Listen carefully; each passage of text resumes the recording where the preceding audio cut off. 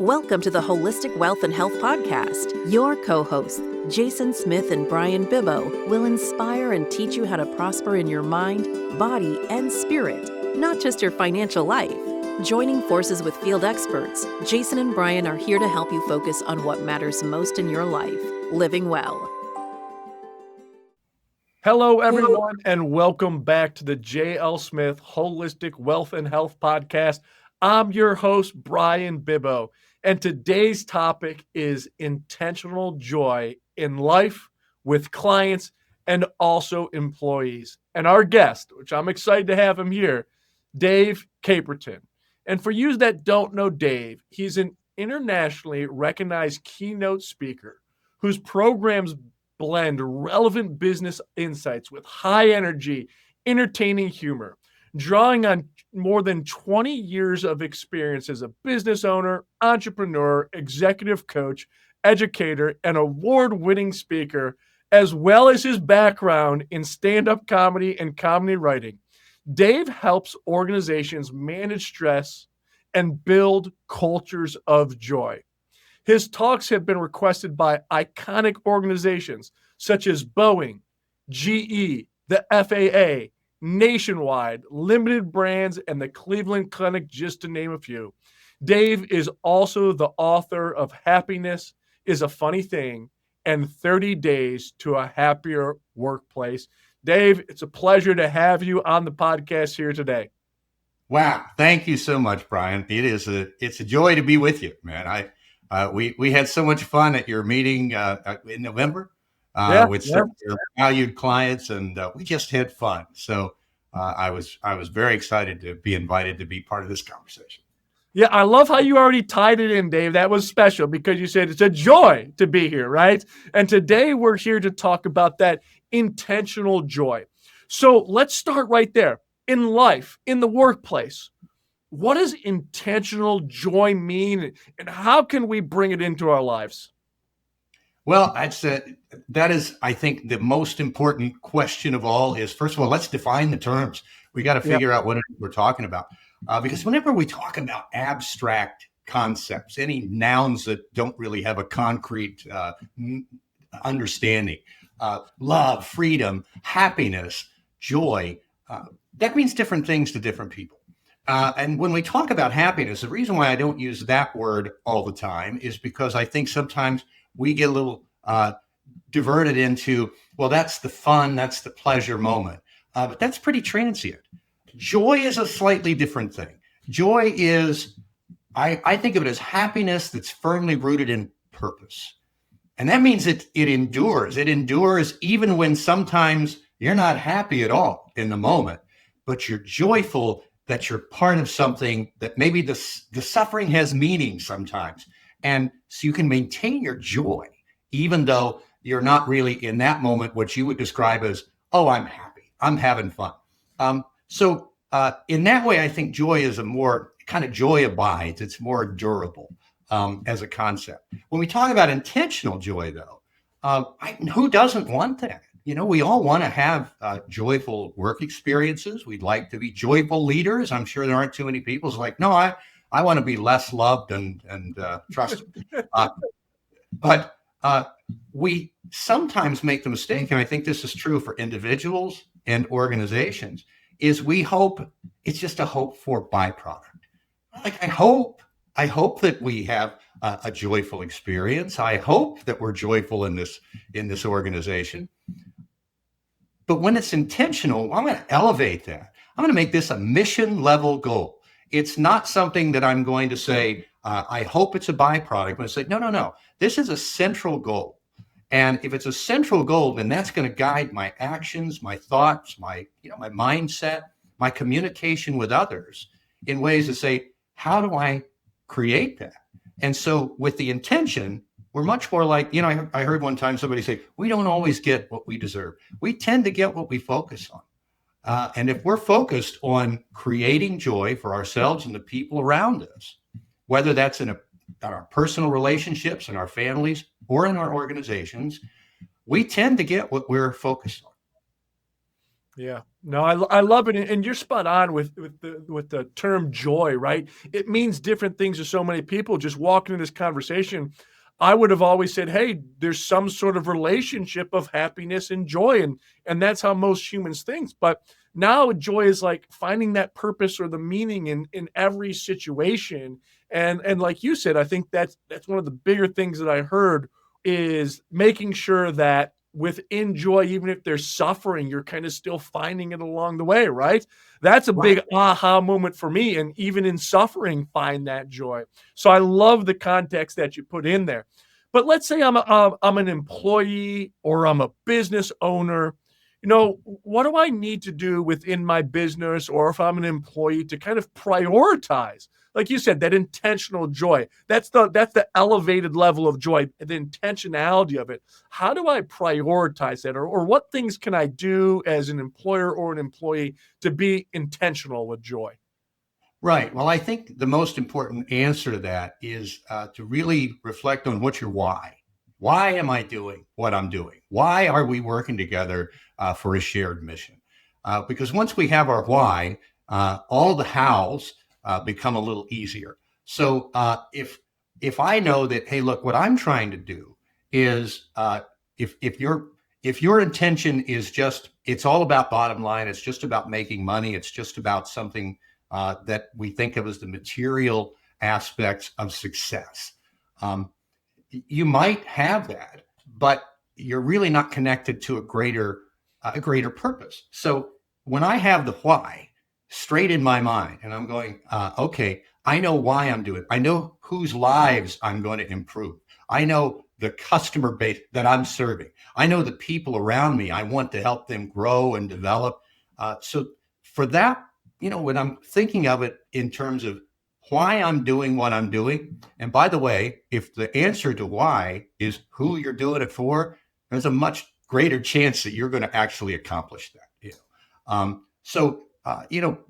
In answer to your question, it's just simply knowing why it's important, and then when knowing what it's made of. What are the pieces and the parts that I have to practice? Because it's one thing to say, well, I know this concept. I want to create people who are happy and connected and have resilience and they're joyful. I want to be part of that effort as we accomplish our mission together. But how do I supply what they need in order to be able to make that happen? When you think about leadership, what really is a leader? What's really the responsibility of leadership? And the responsibility, I think, comes down mostly to two things. You are there to provide the resources that people need to use their talents and their skills in a way to accomplish a shared mission. And you're there to remove the obstacles that are in the way. When you accomplish those two things, then your trusted team can do amazing things. So you have to know, what is it they need? What do they need? What are the resources that I can provide? And most business leaders know those things from the understanding of what their business is. What they sometimes miss, though, is the individual needs of each person to be recognized, to be included, to really know that they're cared about. When you get those things right, then it just is next level. The buy-in, the connection, the loyalty, the innovation, all of that expands. And the research supports it too. Yeah, there's no doubt about that. You spoke so highly of this concept of why. And whether you're an employee walking into work, why am I walking into work today? What purpose am I serving? I'm a business owner. Why am I owning this business? What purpose am I serving?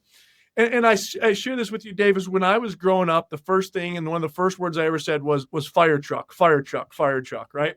And my aunt always reminds me of this every time I saw a fire truck. So I grew up thought, I was, first few years of life, I'm going to be a fireman. Then as I matured more, I was like, oh, I'm going to be a doctor. And then when I was 16, I got introduced to the financial industry. I was blessed that my uncle was a stockbroker in downtown Cleveland. He allowed me to work with him from the time I was 16 through college. but the purpose was always there. The why was always there. My why is I want to be able to help people. I've always had the passion. So you spoke to this a minute ago of like, hey, if you can help other people, chances are the why is going to come through and going to come through in spades, right? So my purpose has always been why. Why am I on this podcast today? You know what? I want listeners to listen to what we're saying and start putting intentional joy in their lives. Like that's what we're talking about. And in the long run, that's going to affect the people. So Dave, I ask you, what is your why? Yeah, well, I've been very blessed because just like you, I had a lot of dreams when I was growing up. I wanted to be an astronaut because I grew up during the height of the space race and all of that. It just looked like the greatest adventure as I wanted adventure, and I thought that's what I wanted to do. And of course, that did evolve over time. Eventually, somehow, astronaut became school teacher. So obviously, there was a shift from space to blackboard. I don't know, but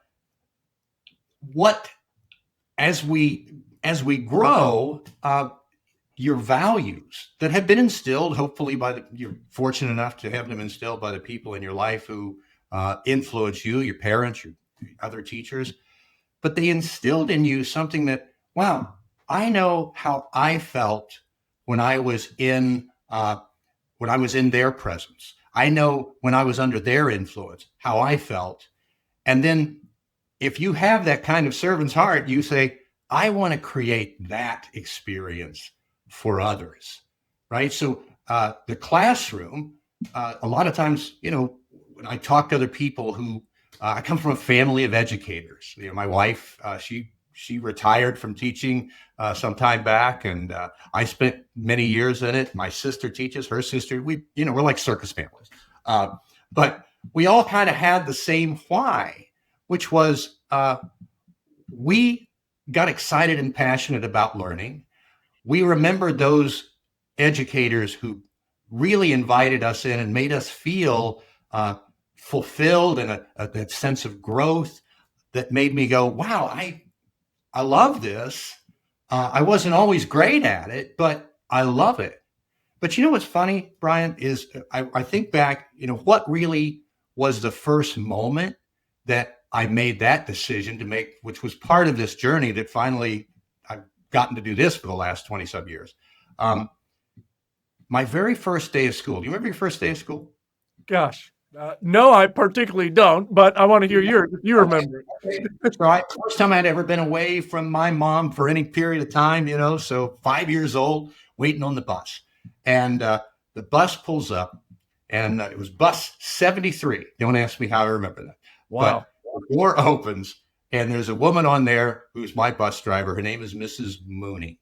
Now, Mrs. Mooney, this was the 1960s, so she had her hair sprayed into one of these helmet bouffants that I'm sure would have protected her in a crash. I mean, it was hard. Right? And she had the brightest red lips that I've ever seen. And I think, foggy mornings, I think I could see her lips before I see the bus lights. But she opened the doors. Now, here's what she did. She took the time to learn the names of all the kids on the route, especially the ones who were on there for the first time. And so the door opens, and she looked down at me, and she said, "You must be Davy." I said, "Yeah." She said, "Well, I'm Mrs. Mooney. I'm your bus driver, and I'm going to take you to school today." And you know what? I stepped on the bus feeling welcome, feeling invited. And so years later, I had terrific teachers that inspired me and said, I want to do some of that, what they do with my life. That's my why, right? But if I really had to go back to the first moment, that genesis, it was a bus driver who literally opened a door and made me feel welcomed into something that became a path in my life, led me to every good thing that I had later, including meeting my wife, stand-up comedy, doing radio, and finally being introduced to the person who would bring me into the speaking business. Isn't that amazing? The why is just the series of doors that open, but they all come from some emotional need that you had that maybe somebody either fulfilled or maybe they didn't, that made you say, I'm either going to do what they do and reflect that, or I'm not going to be make the mistakes that I saw somebody else make, and I'm going to fix a problem. I'm going to apply myself to some problem that I know I could be part of a solution for. Yeah. Think about that bus driver and her intentionality, right? Her intentionality was for every kid that came on that bus, especially the new ones, I'm Yeah. going to make them feel comfortable. Like, and that was probably a lot of her purpose and her why. But, we talk about this intentional joy, but her intentionality was to make sure these kids that have never been on a bus before to feel secure. Or, it's that first day of school for people that have been to school for years. Hey, remembering their name, welcoming Right. them in. Like how awesome is that? And that feeling that you had and the comfort of walking away from your mother at that time to this new lady that made you feel so comfortable. Yeah. Yeah. It's 50 plus years since that day. And it's still a present memory. I can still remember exactly, what's the old adage that I might forget what you say. I will never forget how you made me feel. And that really is true. But I don't want to make some kind of, everything is about the emotional experience, but it can't be divided from your purpose. The emotional experience that you create for others. That was her calling. We think about it as like, who has a calling to drive a school bus, right? We think so calling, that's going to be, what you do. You're called into the financial services business and the wealth management. You were doctors are called, teachers are called, nurses are called, ministers, bus drivers are called. If it's your calling, it's just, I know who I'm doing it for. And I'm really intentional about creating the most living and valuable experience that I can for them. And so it takes a little more intention, than it to be able to do that. Yeah. So. No, that's great.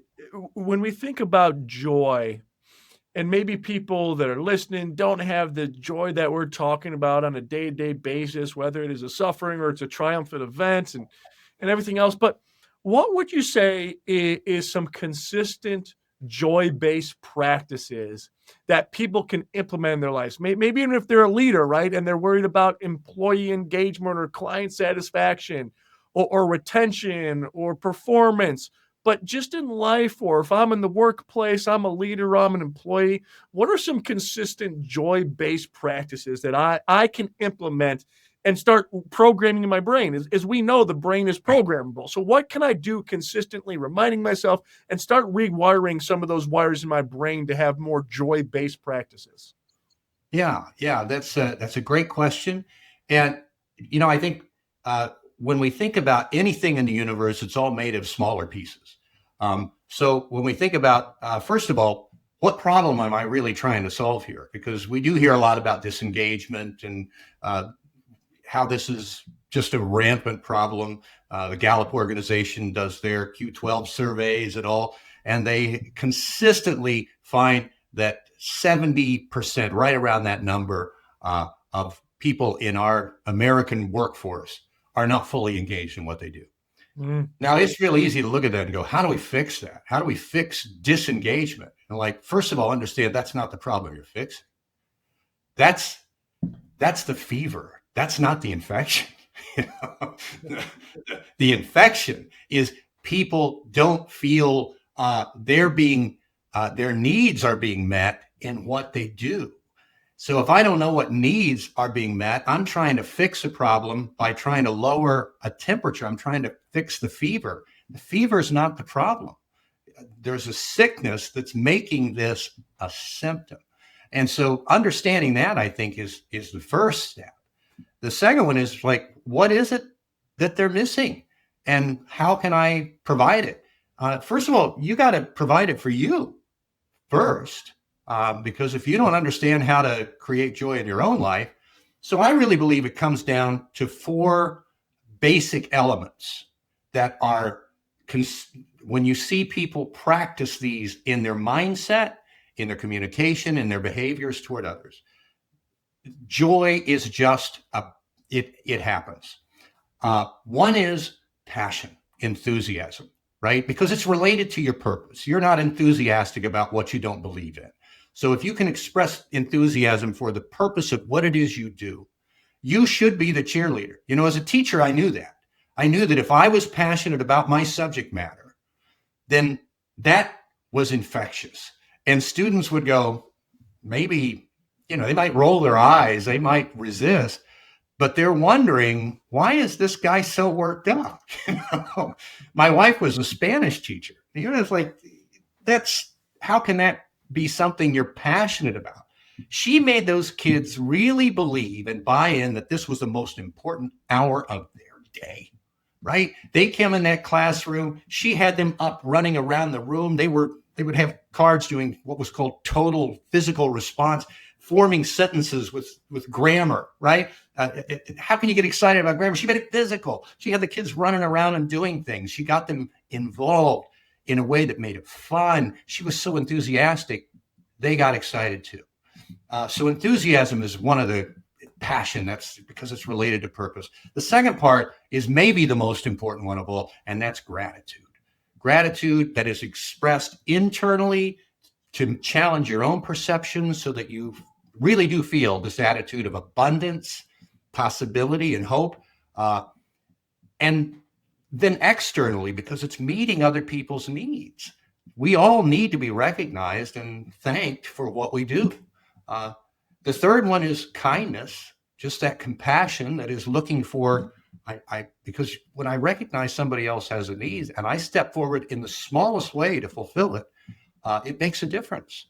Mrs. Mooney, that was an act of kindness, right? She was intentionally joyful, but it was kind to me to make me feel safe, right? That door opened and she knew who I was. I was seen, I was recognized, I was invited, and I was safe. And then finally, humor. You know, we got to play. We need to laugh. Because that is a toy and it's a tool. It's a toy to help us just kind of play and lighten the mood.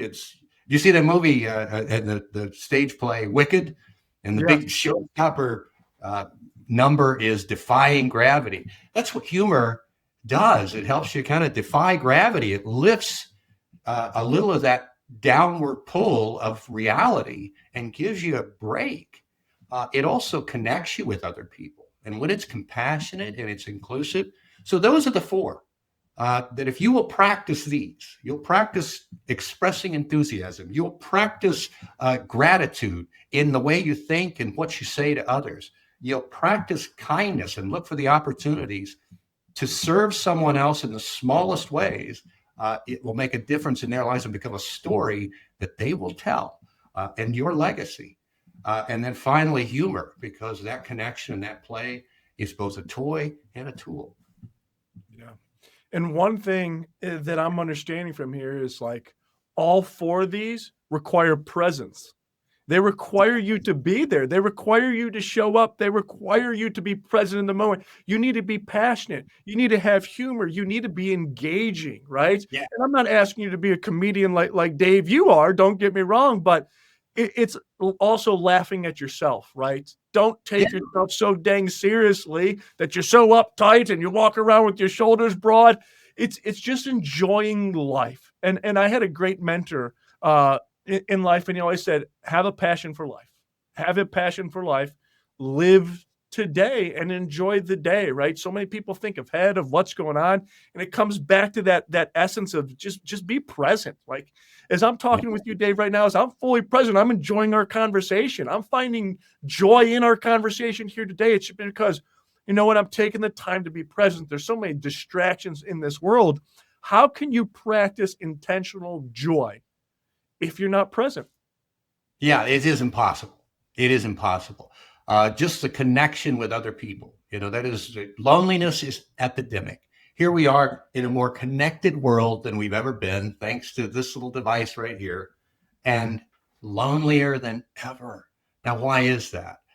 Because we're not really making connections that are authentic with other people. And we allow this to become the distraction. I mean, how many times have you had a conversation with somebody, maybe somebody that you work with or work for, and they're doing this, you know, you know, I'm not really being, you're not present. You're not here, right? So your presence is the greatest gift that you have to give, you know, not only to others, but for yourself. You got to attend. Life is, you know, it's happening now. And like you mentioned, you said, look, we can be rooted in the past. We can be so future focused that we're not present in this moment. And we need the perception of all three. We need to regard all three. But if I stare down the road toward my past, I'm going to either end up in nostalgia or in regret. That's what lies down the road behind me, right? And I can spend a lot of time there, but it won't change anything. It'll just make me wistful and miss what's going on right now. If I stare only at the future, I'm never here. I'm always thinking about what's coming next. I'm either going to be full of wishes or dread. Now, neither of those are outcomes that I want to live in. You know, I want to be here because this is what's going on. And the only thing we've got for sure is right now. What are you making of this moment? So if you're present, then that becomes possible. And you can practice those 4 elements of joy and really see the results. Yeah, you're spot on. And Dave, I'm guilty of it, right? I'm guilty of being on a computer, multitasking. Someone's behind me asking a question, or just being on my phone. Someone once told me, and this has stuck with me, Bryan, I just need your eyes. I just need your eyes right now, right? And that just that hit me so hard. Like, someone just wants me to be present and engaged and just look at them. Like, it's to your whole point. I mean, there's a Harvard study out there. The thing that keeps us alive is the relationships, but it's also being engaged in those relationships. Like the conversation that we're having here is like, let's look at each other eye to eye. We're humans. We need that type of interaction. Right. When that's missing, we don't even know what it is we're missing. You see, I think that's one of the most dangerous parts of when people say, well, you know, burnout is a big problem. Burnout's a problem because, you know, first of all, what it is essentially the end of all effectiveness. And it's sort of a mental shock response that says, hey, my bucket has been drained to the point that I'm just kind of powered down into survival mode. The danger of it is it creeps. We don't even know that we've gotten to this place until we realize, you know, somebody in healthcare, maybe they get, or human services, they get to the point of compassion fatigue. I can't feel anymore, right? I can't care anymore. I don't have enthusiasm for what I'm doing anymore. The passion is gone. I'm just kind of putting in my time, right? And so the presence that you're talking about, that connection with others, that's critical to being able to realize, and I don't want to be blind to where it is I've kind of gotten habituated to not being connected with other people, you know. And we do need that reminder. We do need somebody to go, I need your eyes, right? Mm-hmm. You know, and there are these, see, here's a weird thing, Bryan. I love what I do, and I've been doing it a long time. I think it's pretty clear that, you know, I'm pretty passionate and enjoy what I get to do. But it's humbling. It is really humbling. And I tell you what, there are people who say things are humbling, and I don't know what they're talking about. You know, when I see somebody receive an Oscar and they say, this is a humbling moment, I'm thinking, you don't have the same humbling experiences. None of mine came with applause and a statuette. No. Right. I get to speak, share with, work with organizations, like JP Morgan Chase, Boeing Aerospace, you know, Cleveland Clinic, people who are much smarter than I am, doing things I don't understand. Well, wealth management, come on. I don't understand all the things that you have to know and what you have to be up to speed on. And yet I feel sometimes a humbling experience. I was one time when I mentioned Boeing, I went out, they were running the Delta rocket program. I was out in there going to speak to actual rocket scientists. I can say this stuff isn't rocket science, but if it were, you guys would be okay, because this is something that's in your wheelhouse, right? That's what they did. So they took me on a tour of the facility there, took me into the mission control for the Delta rocket program. And they had a live feed from the launch pad. We weren't having any lunch that day, but I got to see it all those banks of computers with the headphones and stuff. And I was like, oh, I told you, I wanted to be an astronaut. I was like, this is so cool. Right in your wheelhouse. Yep. Yeah, it was awesome. And then the fella, he's telling me what all this stuff does. And he says to me, so do you have any questions? And all of a sudden question. I should have a question. And I realized I am too dumb to know even what to ask that would make an intelligent question. So I tried to come up with something. I was like, how's the telemetry in here? Yeah. At this long pause, I'm thinking, I just revealed myself to be an ignoramus. He said, the telemetry? And I was like, I said, listen, that's just something I heard Tom Hanks say on From the Earth to the Moon. Yeah. I don't know what I'm talking about. So I'm wondering, it's like, this is a humbling experience. Why am I here? And I know why. And it's because whether I'm speaking for groups in financial services or aerospace or medicine or human services or even education, they're all in one business. It's all in the business of people. It all revolves around how do we make this a people-centric, dynamic organization of shared mission so that we can accomplish what it is we want to accomplish for the people we serve, our who. I want to do that. I want to be here. So I'm just a Post-it note. That's all I am. I'm a reminder to say, hey, remember to think this way. Remember to say these words. Remember to be present. Remember to use people's names. Remember to use humor as a way to connect. And remember to be grateful for all of it and to express that freely to other people, people around you and in your own mind, because the result of all of that is joy realized from the intentional actions that you've taken. Yeah, no, that's great. And you speak to humor, right? Yeah. And when we think about humor, it can be something where you're on stage, Dave, and you're talking to the audience and everyone's laughing, right? And when everyone's laughing, I'm sure they feel a lot of that connection, right? They feel connected as they're maybe one amoeba or one group together. But there's also like humor that can alienate someone. If all of a sudden, Dave, I start making fun of, the red sweater that you have on in a workplace, you might not feel comfortable or something like that, right? So share with me kind of the differences of humor maybe in those two examples and even relate it maybe to the workplace here. Yeah, I think humor, it comes with risks. It always comes with risk. Now, if the risk is people might not laugh, I can handle that. I have. So I'm not worried about that part, right? But nobody's going to die. But you're right. Humor does come with risks. And so I think of humor as it's just a tool, right? It's just a tool. Now, every tool out there has got wonderful potential to do constructive things. Right? If I go into Home Depot, they really should not let me in because I don't know how to use any of this stuff, right? I think they ought to give you a tool Rorschach test where they hold up a radial arm saw and they say, what does this make you think of? And if you say a new deck, you're like, you're one of us, come on in, right? But if they show it to me and I say, high-speed amputation device, they're like, no, you need to call a professional, get back in your minivan and go home, right? Yep. I'm not skilled with those tools. Humor is a tool. I can use a hammer to build something that's beautiful, useful. I can use it as a blunt instrument to attack somebody and really do harm. Humor is no different from that.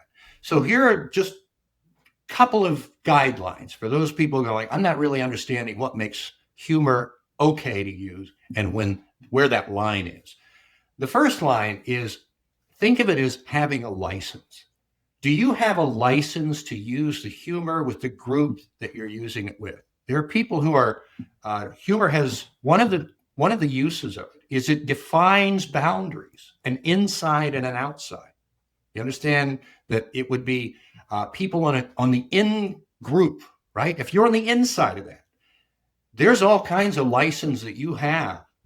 It may be because you're part of a professional group, right? If I talk to, say, nurses, I talked to a group of trauma nurses one time, and I said, your humor dialect is something that it would be very dangerous if people maybe outside of your circle heard what you said that helps you cope. So you got to be careful, who's listening to this. If it's within that group where we understand and we have certain license, we can take it a little edgier. That's one thing. But if you're on the outside of that and you try to use humor, here's the problem. You don't have a license for that. I'll hear people say, take something like ethnic humor. And we know that that's a loaded gun. And when you say, well, how come they can say it and I can't say it? Because you're not on the inside. You don't have a license to use that. So that's one way of thinking of humor, that how to avoid that. Really think, am I inside this group? Another simple one is the unequal power with this in a business context, in an organizational context. Look, if you joke with your peers on the same level of the hierarchy, no problem. That's probably going to be fine. If you use that same kind of maybe teasing humor to punch down, even if you think, hey, it's just in good fun, I was just being funny, right? I just made fun of Dave's sweater. It just, it looks like he ate tomato sauce, then the power is unequal. And so just to say something, even if you think it was harmless, but it goes down the hierarchy, you created a problem, because now that's an attack. You don't, so make sure that it's something that if you're going to use humor and you're going to poke fun at anyone, here's a real simple test.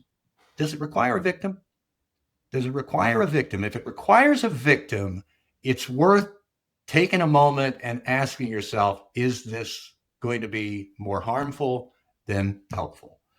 So anytime it's like, yeah, I got to make fun of somebody, I got to ridicule somebody, no matter, even if they're laughing at the time, because we'll laugh because the social pressure says, hey, look, I don't want them to think that I'm offended and can't take a joke, but you still done damage, right? So if it requires a victim, get rid of that. Don't do that, right? If you want to poke fun at anybody, it's always safe to poke fun at yourself. Now, I don't mean to be so self-deprecating. It's like, hey, I'm an idiot. You shouldn't believe anything I say. I'm so incompetent. I'm not saying that. But a moment of just saying, hey, something funny my kid said to me today, you got to hear this, that makes it common, or, something that you flubbed, right? I served on a board where during the pandemic, we had to be on these, we had to be, and constantly one of us was having problems with, like, your mute's on, you're on mute, can't hear you, now can't hear you, right? And so I have this cup. Look at this. Just, you're on mute. Now, if that had just been directed at me, so I suggested, I might have been offended by that because, I was one of the older people of the group. But I said, why don't we all get them, right? And instead of pointing out, hey, you're on mute, we'll just take a drink and send the message. And it was a playful way to say, hey, let's deal with something that might be a little bit embarrassing because, I flubbed. I made a little mistake. So, the way to it's when you're playful, when it's inclusive, when it's compassionate, when it's not victim-based, it's good. It's good stuff. And here's the other thing. And this, because a lot of people are going to hear this and they're like, but I'm not funny. Doesn't matter. Right? You don't have to be funny. It's about lightness. It's about fun. So that falls under the humor umbrella. That even if you make a bad pun or put up a cartoon in a comic in the office or something that you think is going to light people, whatever goofy thing that you do, allow a little silliness once in a while. It's not that it's going to get big laughs. That's not the point. The point is to defy gravity. The point is to just give them a break, to give them an idea that, hey, this should be fun. I worked with Century Federal Credit Union recently, and I love their CEO, Dave Weil is his name, because in the meeting with all their associates, he said, I want this to be the best place you ever worked. I mean, that's just explicitly saying, I want this to be people-centric. Your experience working here is going to be a good one, right?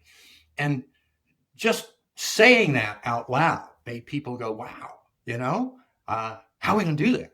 But you could see people having fun. They're having fun. And those connections, that they became embedded in that culture, which I love that term, embeddedness, because what it is when we talk about, people leaving and the cost of turnover, if I'm embedded in where I work with the people because I've created these deep relationships, I'm having fun, I'm, feeling the joy, then if I have another opportunity to leave, it's not going to be just a simple math equation that tells me whether I go out the door. It's going to be, wow, I have these relationships. I have this trust. I have this feeling of belonging. I have this shared purpose. Do I really want to do this? That's what we're trying to, I hope everybody tries to create with the organizations and the departments that they lead, right? Yeah, you spoke two things that I'm probably never going to forget. If humor requires a victim, you should probably take some time to think about that. That's powerful. That's powerful. So many people think they have to, make a pun at someone or something like that. It's probably not the right humor to use in your personal life or even in your workplace, right? Yeah. And then the next one is, you said it very well, is the embeddedness in a company, right? So if all of a sudden I'm thinking of switching my job and I have this awesome workplace and everything else, the dollars and cents, how much I'm getting here versus the next job is only a part of the factor, right? The culture and what you're embedded with, and you feel at your job that, I have this family lifestyle of the people I work with, the leaders I work with, the managers are helping me in my life. To your point, it's very hard to leave that. It's very, very hard to leave. So when we talk about a lot of the stuff, Dave, we went over in detail here, is I want to talk about maybe some real life experiences. What are some real life experiences where, maybe individuals or cultures or leaders started intentionally cultivating kind of that joy or shaping experiences of their own over time? I'm sure you've ran into it before. What comes to your mind of some real world examples here? Yeah, I mean, a number of things in my own experience, and certainly even with organizations I haven't worked with, but I love the model that they've created. Going back to, I think it's Southwest Airlines when it was first created. Herb Keller, he had such a great idea for the culture he wanted to create. And what did he say? He said something like, the synergy, in our opinion, was pretty simple. Right? With our people, we want to honor, respect, care for, protect, and reward them regardless of their title or position. They, in turn, will treat our external customers with hospitality and warmth. And those customers will likely return to us over and over again, thus bringing, here's the word, joy to our shareholders. Now, that's a pretty simple idea, but they really did figure out ways to, like, what is it the people here need to feel honored, protected, cared for, respected, rewarded. That was primary in their intention every day. How are we going to do that? So it's wonderful when I get a chance to share with an organization that is doing, they're doing things that beyond my understanding, but I understand how to help remind them that the people element of this doesn't change regardless of title, regardless of what your main focus is of your business. It's a people business, and people come in with the same kind of needs all the time. So, like, for example, one of my favorite clients is Great Lakes Cheese. They provide billion-dollar company providing cheese to Walmart and all these other, retailers and restaurants. And so I was working with their supply chain people and their leaders in their supply chain. And one of the things that we did was I said, hey, let's take a moment, because we know that bragging is not a good thing, right? Bragging, we should boast and brag. That's a character flaw, right? Except when we do it for someone else. So right now, I just want you to, let's move around this space right here and let's just brag on somebody. You know what, Bryan? It was fun. It was energizing. There were tears. People wept. You know why? Because they didn't know that someone noticed what they did. Until they expressed it, they didn't even know that that was a value that they were providing. So that became part of, that's what we're going to do in our meetings, right? That's what we're going to take that down to our rank and file. We're going to make it intentional. How we're going to brag on one another. And it changed the connection. It's already a really wonderful company that, is very people-centric. They've got terrific values, but it was a way of amplifying that, right? And so it may just be the smallest intentional actions that we just practice this, but the change in how people connect when they do these things consciously, right? I'm going to use gratitude every day. I mean, the one thing that I will tell any organization is, look, think of somebody that if they weren't there in your daily experience tomorrow, you would miss them more than anybody else. I bet you have somebody in mind, don't you, Bryan? Of course. Of course. Now, you don't have to mention their name. You can if you want, but if you want, without mentioning their name, tell me what it is. Primary comes to mind. You would miss about that experience they create every day with you. Dave, I think it's basic. I think it's just having a conversation with that individual on any given day to feel like, hey, there is someone in this world that cares for me, that wants to see how I'm doing. Like, it's that basic necessity that we need. So when you're talking about this, that first thing that came to mind is just, I'm lucky to be able to have that person to have a conversation with on a day-to-day basis. And they know me, I know them. We can talk about life. We can talk about work, whatever it may be. Yeah. Yeah. And you know what? Your answer, and there are several, people say this person, they just make me laugh, sometimes it's just their humor and their lightness. Sometimes it's like, they're just the one I can confide in, like you said, and I know they'll accept me sometimes, warts and all, and help me. They've got my back, I know they're trustworthy. Nobody ever says anything like, well, they're very punctual. They don't say stuff like that. It's not that kind of stuff isn't important, but what you just said, what everybody always says in that context is they'll say something in that experience that added value to you, emotionally to you. It validated you, it recognized you, it encouraged you, it lifted you, but in some way it served an emotional need. That only comes from the relationships so it begs the question, if this is what you miss, what would someone miss about you, right? And then how can I provide that intentionally to others? It's simple. It's embarrassingly simple, but it is also so critically important that it's easy to get a blind spot and miss it. Exactly right. Yeah, and if you don't practice it and you don't do it intentionally, you could lose focus of it. There's so many distractions in this world. So two last things here. We've started this conversation with intentional joy, and we've gotten into the depths of things and everything else. If there was one mind shift or even a daily practice that the listeners, whether they're business owners, they're retired, or they're employees, what would be one mindset or daily practice someone can walk away with from our conversation that we're having to build that intentional joy?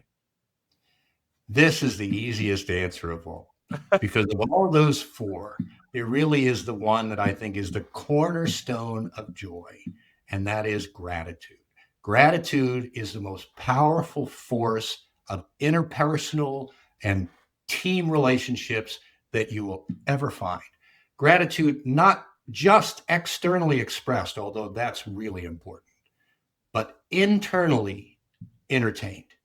Internally, my perception, seeing what I have and acknowledging that. My wife and I might have shared this with your group. Every morning since she retired, I said, we can sit together and have coffee most mornings if I'm not on the road.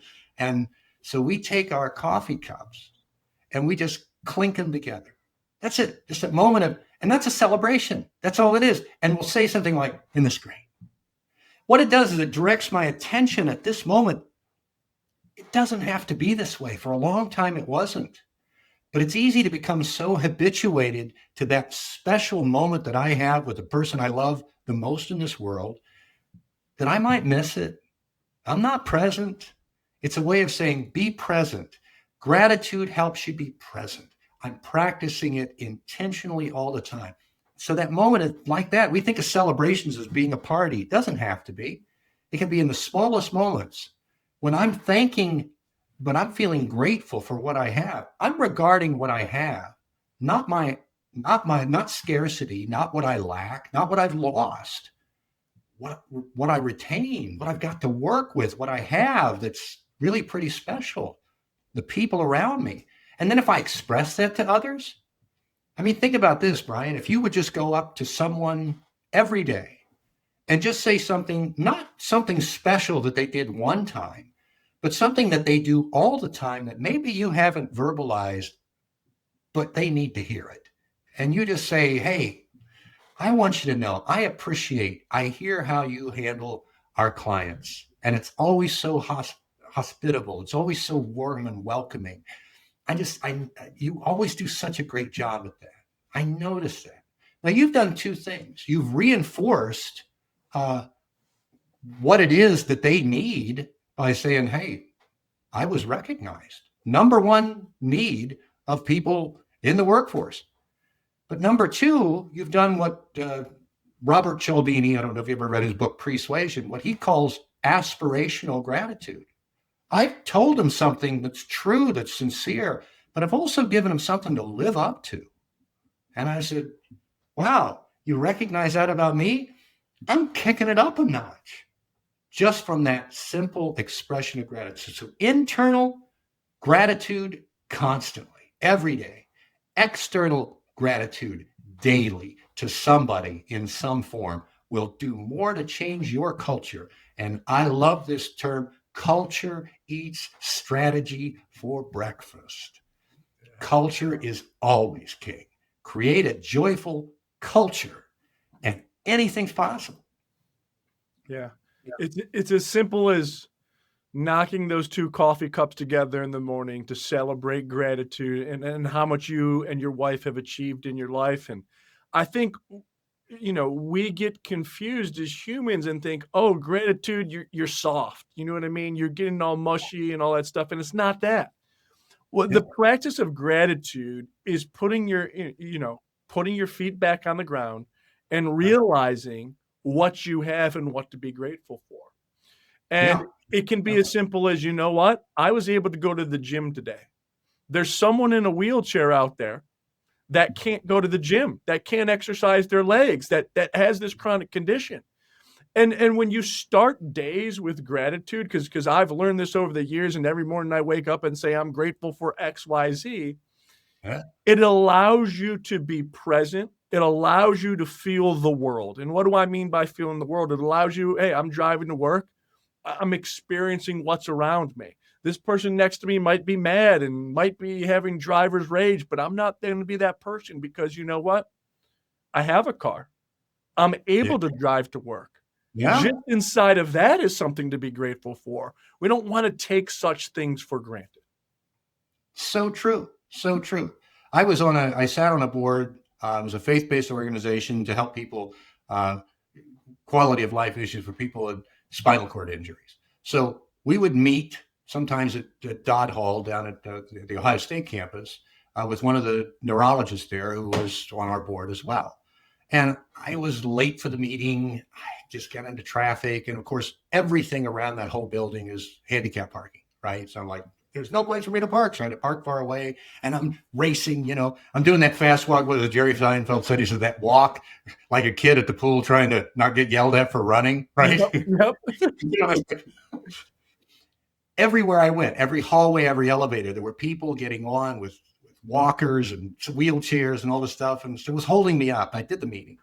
Later on that day, my wife and I, we went to the grocery store, and I went to the frozen foods first. Stupid idea. Ended up getting ice cream. By the time it was done, it was all sweaty and soft. She goes, "Go back and get a firm ice cream." I was okay.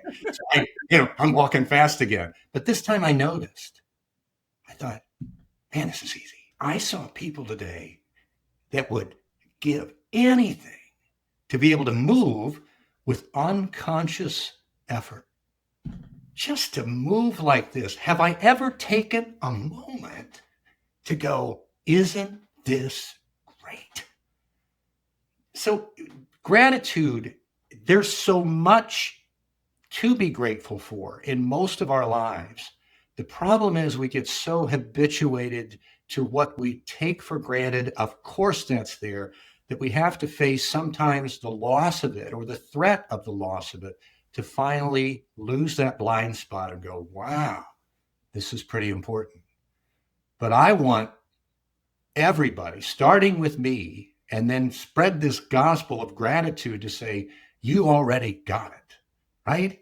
You're kind of like Dorothy and the Wizard of Oz. You already have what you need to get back home, right? It's just noticing what you've already got and really celebrating that for a moment, to be consciously aware of it and go, this is pretty great. So gratitude is the one takeaway. Everything else will follow. That's awesome. Yeah, what a beautiful conversation to hear today, Dave. But if there was one message you wanted to give to the world, what would that message be? Joy is yours for the taking. Joy is not fluff, it's fuel. And making that a priority, elevating that not as a wish, but as an intentional mission level goal, means that you will realize it. And the result will be for yourself more resilience, more hope, more positivity, more success measured in the way the success should be measured. And you also raise the chances that the people that you share that with are going to be more on board with the message. There's going to be trust, there's going to be connection, there's going to be innovation, and all of the success that you hope for won't be as a result of focusing on those as your priority, but those will be the natural byproducts of doing the right things for the right reasons. It's amazing, Dave. On behalf of myself, J.L. Smith, and the audience, we are grateful to have you here on this podcast. Looking forward to speaking with you soon. Thank you for your time. Thank you, Bryan. Thank you for listening to the Holistic Wealth and Health Podcast. We hope we inspired you to make changes so you can live your best life. If you want to find out more about what we do, or if you want to have a holistic wealth and health financial plan, please call 456-833-7000. Please subscribe to the podcast and share it widely with your friends and family. Financial planning and advisory services are offered through Prosperity Capital Advisors, PCA, an SEC-registered investment advisor with its principal place of business in the state of Ohio. J.L. Smith Holistic Wealth Management and PCA are separate, non-affiliated entities. PCA does not provide tax or legal advice. Insurance and tax services offered through J.L. Smith Holistic Wealth Management are not affiliated with PCA. Information received from this podcast should not be viewed as individual investment advice. Product discussions and illustrations are hypothetical in nature and will vary based on many factors, including, but not limited to, age, health, product, insurance carrier, and product design. You should consult the insurance carrier website and policy for detailed information. For information pertaining to the registration status of PCA, please contact the firm or refer to the investment advisor public disclosure website, www.advisorinfo.sec.gov. For additional information about PCA, including fees and services, send for our disclosure statement as set forth on Form ADV from PCA using the contact information herein. please read the disclosure statement carefully before you invest or send money.